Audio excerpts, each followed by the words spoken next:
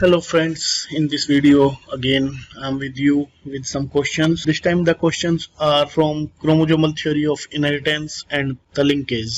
Now we take the first question. The first question is saying the chromosomal theory of inheritance was based on. So first we will understand what is the chromosomal theory. So in chromosome theory which was given by Sutton and Boveri, क्या बताया था सुटोन and Boveri ने? इन्होंने बताया था कि जिस तरह से जो मेंडल ने बोला था कि द फैक्टर्स, मेंडल ने वर्ड यूज किया था फैक्टर्स, और सुटोन एंड बोवेरी ने जो टर्म यूज करी थी वो कहा था क्रोमोजोम्स, और उन्होंने बताया था कि जिस तरीके से फैक्टर्स बिहेव करते हैं उसी तरह से क्रोमोजोम्स भी बिहेव करते हैं। उन्होंने कहा था कि जिस तरह से फैक्टर्स गैमेट फॉर्मेशन के टाइम पर एक दूसरे से सेग्रीगेट हो जाते हैं उसी तरह से क्रोमोजोम्स भी गैमेट फॉर्मेशन के टाइम पर एक दूसरे से अलग हो जाते हैं, सेग्रीगेट हो जाते हैं, right.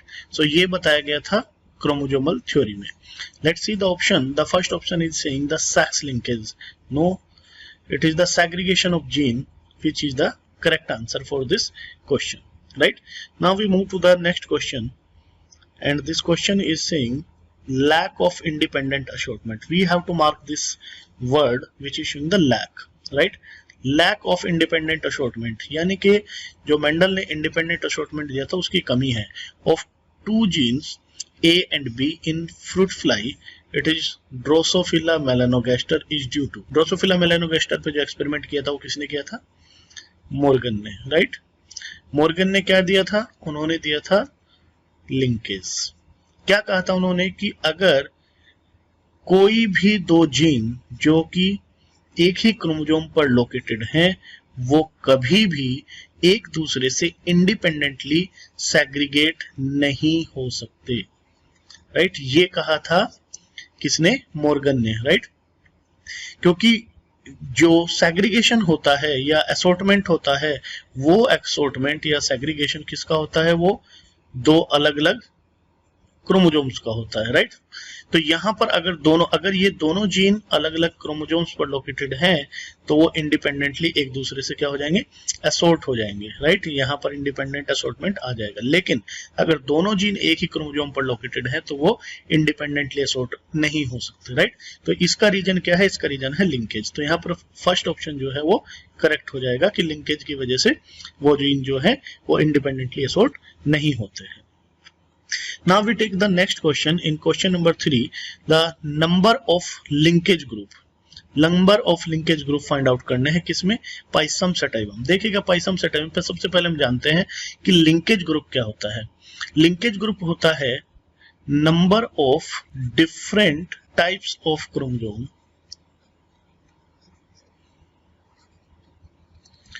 In a cell, in a particular cell, right. या कह लें, आप यूं भी कह सकते हैं number of chromosome in haploid cell, right. अगर हम बात करें ह्यूमंस की तो ह्यूमन में अगर पूछा जाता है कि कितने क्रोमोसोम्स होते हैं, सो वी यूजुअली से 23 pairs, right?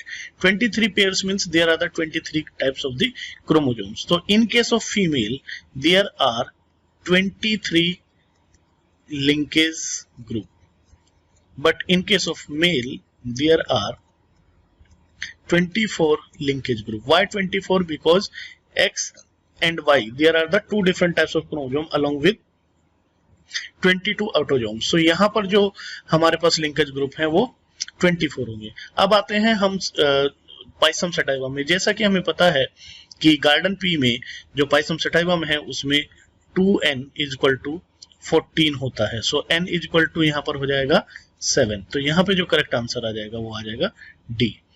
Now we move to the question number 4। In question number 4, crossing over takes place between, किसके बीच में क्रॉसिंग ओवर होता है? देखिए जिस टाइम पर मियोसिस होती है उस टाइम पर जो नॉन होमोलोगस क्रोमोसोम्स होते हैं, right, non homologous chromosomes, this is the one homologous chromosome and this is another homologous chromosome, right? Homologous chromosome, this is the chromosome 1, this is again chromosome number 1. So these two are homologous chromosome. यहां पर हम देखेंगे ये जो दो हैं, like these two are sister chromatids. Again, these two are sister chromatids, but these two are non-sister chromatids, right? And we know that the crossing over takes place between these two, right? ये तो दोनों एक ही chromosomes के हैं. ये तो जो crossing over होता है वो किसमें होता है? होमोलोगस क्रोमोसोम्स के बीच में होता है. ये दोनों होमोलोगस क्रोमोसोम है क्योंकि ये दोनों, suppose this is chromosome number 1, this दूसरा भी क्रोमोसोम नंबर 1 है. तो यहां पर होगा क्या? Crossing over, right? तो देखते हैं क्रॉसिंग ओवर किसके बीच में हो रहा है?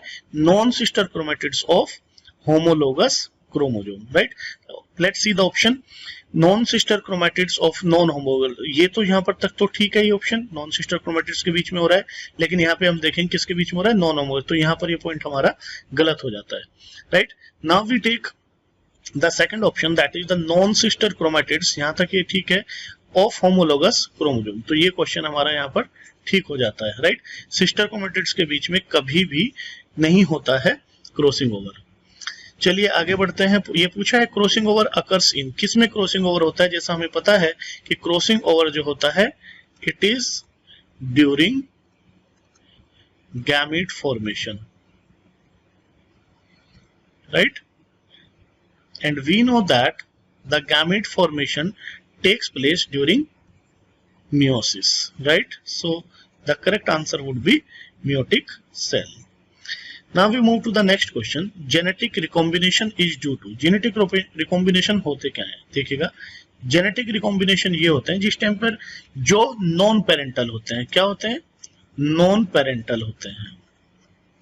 और नॉन पेरेंटल मतलब जो पेरेंट से नहीं मिलते हो. जैसा कि मेंडल ने जब अपना डाई हाइब्रिड क्रॉस कराया था, और डाई हाइब्रिड क्रॉस कराने के बाद उन्होंने जो राउंड और येलो के बीच में, जो कि F1 प्रोजेनी में उनको मिलते हैं, और जब इसको उन्होंने क्रॉस कराया था तो F2 प्रोजेनी में उनको क्या मिलता है? उन्हें मिलता है round yellow, round green, wrinkled yellow, wrinkled and green. तो यहां पर क्योंकि ये दोनों जो बीच में हैं ये पेरेंट्स से मैच नहीं करते हैं, इसलिए इनको क्या बोलते था? रिकॉम्बिनेंट. अब देखते हैं रिकॉम्बिनेंट किसकी वजह से आया? फर्टिलाइजेशन. ऑब्वियसली जब फर्टिलाइजेशन होगा तो ही प्रोजेनी प्रोड्यूस होगी, तो ये यहाँ तक तो ठीक है. And meiosis. हाँ, क्योंकि मियोसिस है तो वहां पर क्या है? वहां पर डिफरेंट कॉम्बिनेशन भी बन सकते हैं, वहां पर क्रॉसिंग ओवर भी हो सकता है, राइट? तो इस वजह से ये ऑप्शन हमारा करेक्ट हो जाता है. Mitosis and meiosis. माइटोसिस में कभी भी ये नहीं होगा, फर्टिलाइजेशन एंड माइटोसिस, क्योंकि यहाँ पर फिर माइटोसिस दिया है तो ये ऑप्शन हमारा यहाँ पर गलत हो जाता है. Now we move to the question number 7. In question number 7, A and B are linked. A and B are linked. If they are linked, it means both genes are located on same chromosome. It is A and B.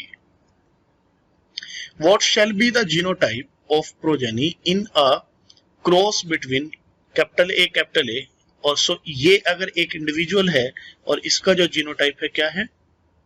It is small a and b.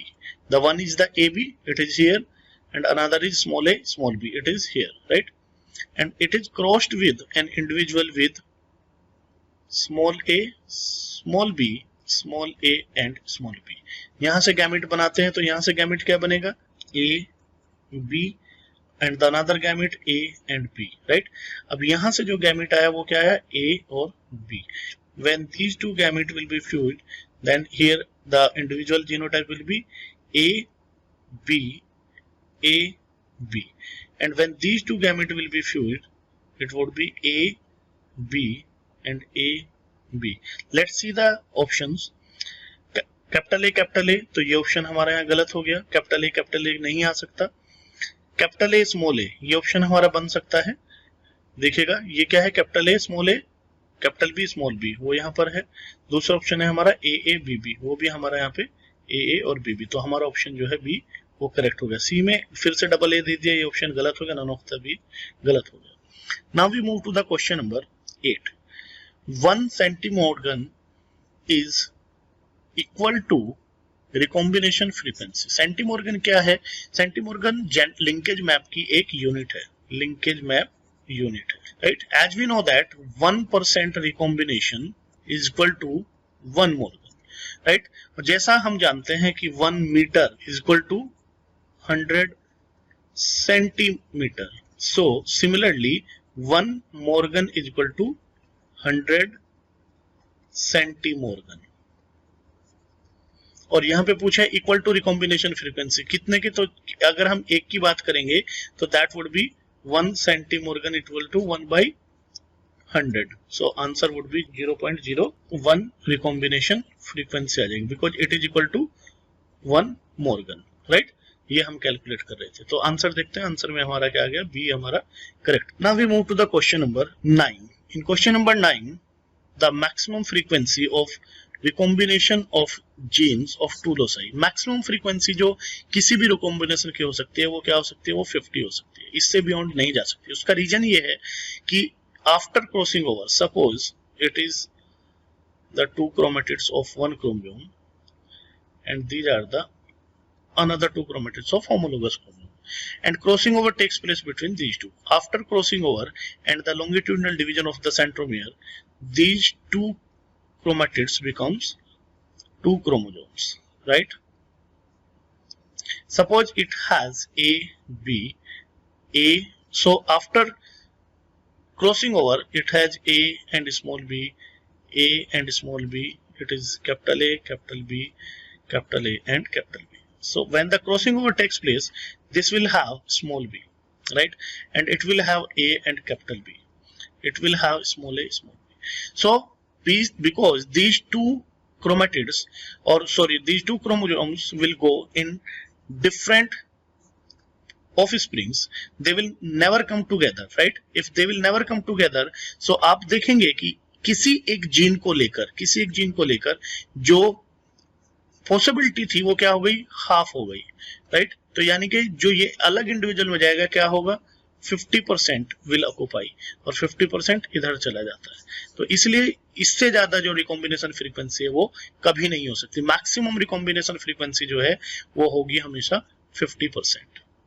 Now we move to the next question. It is question number 10.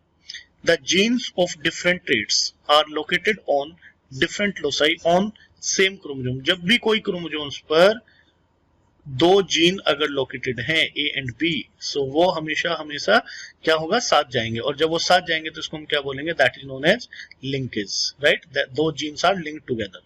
I hope you understood all these explanation. Thank you so much for watching this video.